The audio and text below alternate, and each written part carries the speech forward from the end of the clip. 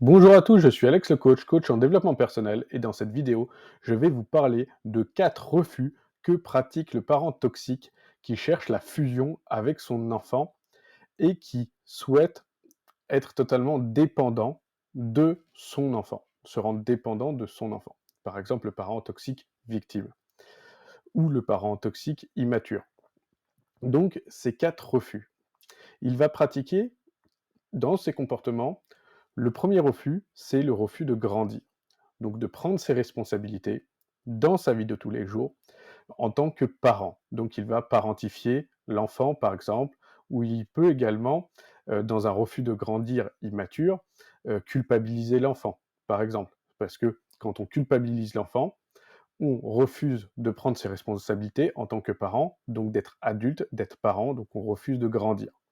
Il y a le deuxième refus, qui est le refus de s'affirmer.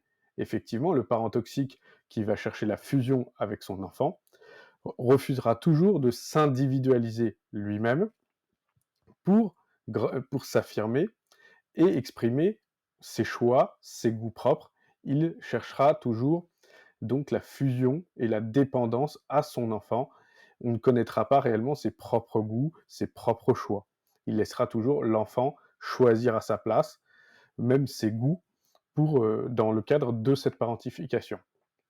Il y a ensuite le refus de se séparer. Dès que l'enfant va montrer un petit peu d'autonomie, va faire en sorte de vivre sa vie, ce parent va toujours faire en sorte d'être proche de lui, de venir souvent le voir, de le contacter souvent, de faire en sorte que ça soit vers lui qu'il cherche des conseils, soit demander sans cesse des conseils à son enfant dans le cadre de la parentification. Mais il refusera de se séparer physiquement ou psychologiquement de son enfant.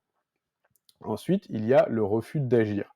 Effectivement, le refus d'agir, lorsqu'il y a un problème, lorsque le parent rencontre un problème et demande des conseils, par exemple, à son enfant, il n'agira pas.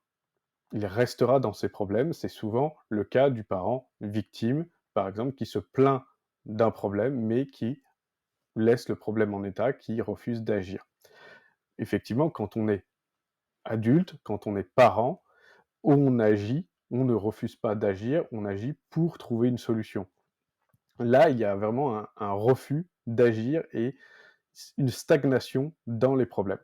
Donc, il y a 4 refus que le parent toxique fusionnel va pratiquer dans sa relation avec son enfant, le refus de grandir, le refus de s'affirmer, le refus de se séparer, le refus d'agir. Ces 4 refus, il peut les faire totalement consciemment ou même inconsciemment. Par contre, très souvent, il sera dans le déni de ces refus lorsque vous, en tant qu'enfant, vous mettrez ces comportements, ces refus en évidence. Il va directement dire: «Mais non, c'est pas possible, je suis adulte, je suis grand, je sais m'affirmer, je sais me séparer de toi, je sais agir seul», alors que non. Il fera en sorte de pratiquer tout le temps l'un de ces 4 refus, l'un après l'autre ou les 4 en même temps dans votre relation.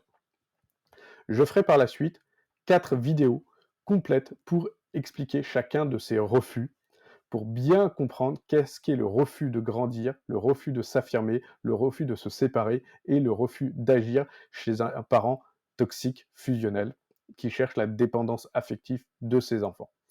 Si vous avez un parent toxique qui cherche cette fusion avec vous et cette parentification auprès de vous, vous pouvez me contacter sur mon téléphone, sur ma page Facebook, sur mon site internet, afin qu'il y ait un accompagnement personnalisé pour que vous vous libériez de ce parent toxique.